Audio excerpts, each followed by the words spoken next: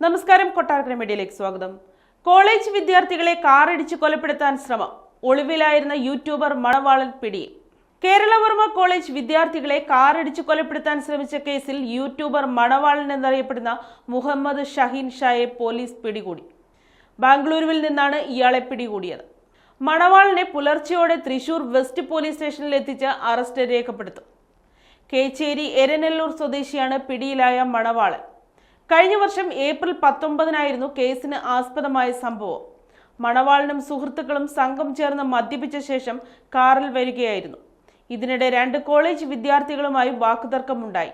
ബൈക്കിൽ രക്ഷപ്പെടാൻ ശ്രമിച്ച വിദ്യാർത്ഥികളെ മദ്യലഹരിയിലായിരുന്ന മണവാളനും സംഘവും കാറിൽ പിന്തുടർന്നു. ഇതിനിടെ കാറുകൊണ്ട് വിദ്യാർത്ഥികൾ സഞ്ചരിച്ചിരുന്ന ബൈക്കിനെ മണവാളൻ ഇടിച്ചു വീഴ്ത്തി.